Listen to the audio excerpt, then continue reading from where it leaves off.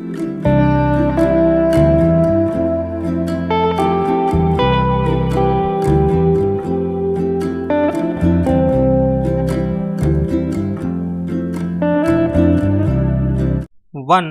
2, 3 start.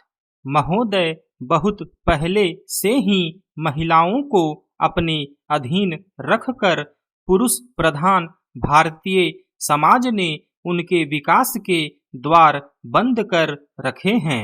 प्राचीन भारत में सामाजिक और राजनैतिक बदलाव के साथ साथ महिलाओं की स्थिति में भी बदलाव आता रहा है। कभी तो यह माना गया कि जहाँ नारी की पूजा होती है वहाँ देवता रमते हैं, तो कभी उसे ताड़ना का पात्र बताया गया। इतिहास के एक बड़े कालखंड में उसे चार दीवारी और पर्दे के अंदर रखा गया। इसके बावजूद जब भी नारी को पर्दे से बाहर आकर दुनिया को देखने व समझने का अवसर दिया गया, उसने अपनी क्षमता, योग्यता और प्रतिभा का भरपूर प्रदर्शन किया। भारत को स्वतंत्र हुए 5 दशक पूरे होने जा रहे हैं। स्वतंत्रता प्राप्त करने के बाद महिलाओं के विकास के लिए संविधान में अनेक प्रावधान किए गए हैं, परंतु मात्र नियम कानून बना देने से किसी व्यक्ति या वर्ग में परिवर्तन नहीं आते।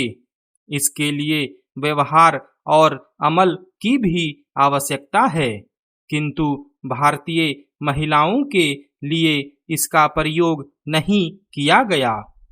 यूं तो प्रथम योजना काल से ही महिला विकास के छिटपुट प्रयास आरंभ हो गए थे, परंतु हकीकत में सर्वप्रथम छठी योजना के दस्तावेज में महिलाओं के सामाजिक व आर्थिक विकास का अध्याय जोड़ा गया।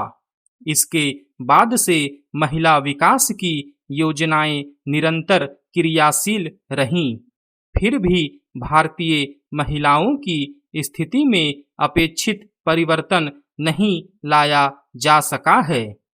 जब भारतीय महिलाओं की तुलना दूसरे देशों की महिलाओं से की जाती है, तो हमें बड़े दिलचस्प तथ्यों से साक्षात्कार करना पड़ता है और हम तभी जान पाते हैं कि भारतीय महिलाओं की वास्तविक स्थिति क्या है, यानी बेहद चिंताजनक और दुरूह। क्योंकि एक अध्ययन से ज्ञात हुआ कि दुनिया के 130 देशों में भारतीय महिलाएं 99 स्थान पर हैं। शायद इसका कारण है भारतीय महिलाओं के विकास के मार्ग में अनेक बाधाएं, जैसे शिक्षा के अवसर उपलब्ध न होना।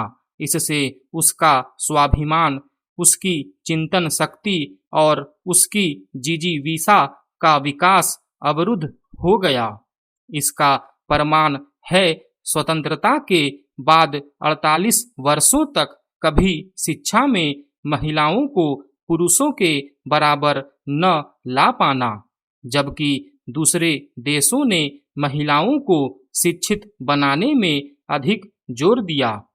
हाल ही में नई दिल्ली स्थित भारतीय विश्वविद्यालय संगठन द्वारा प्रकाशित आंकड़े बताते हैं कि हमारे देश की 15 वर्ष से अधिक आयु वाली 34% महिलाएं ही शिक्षा प्राप्त कर सकी हैं, जबकि इजराइल, स्पेन, इटली व हंगरी की 89 से 94%, श्रीलंका की 85%, चीन की 68%, ईरान की 52% तथा पाकिस्तान की 14% महिलाएं शिक्षित हैं।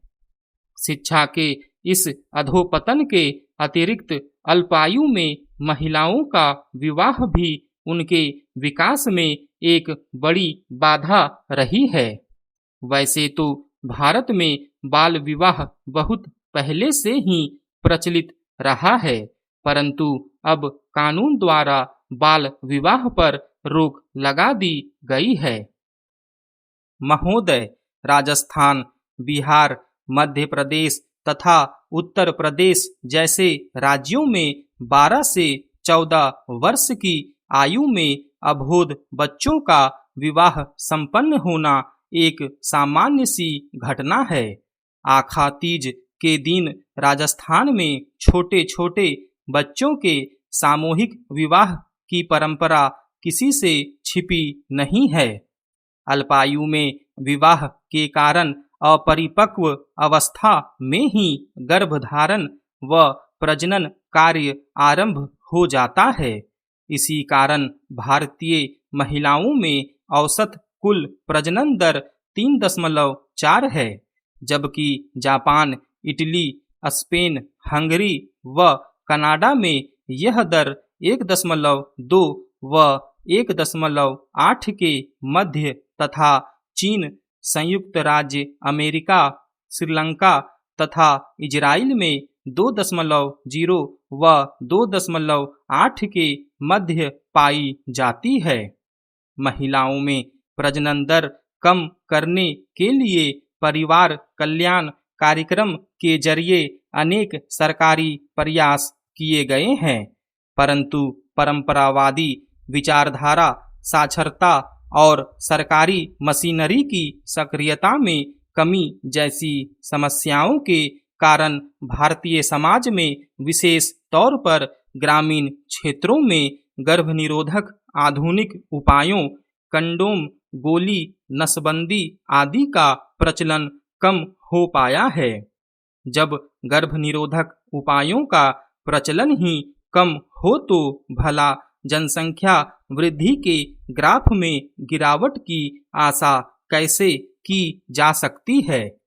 1990-2000 के उपलब्ध आंकड़ों के अनुसार 36% भारतीय महिलाओं में गर्भनिरोधक आधुनिक उपाय प्रचलित हैं, जबकि पाकिस्तान को छोड़कर अमेरिका, कनाडा, हंगरी, जापान, चीन, श्रीलंका तथा ईरान की महिलाओं में अधिक हैं।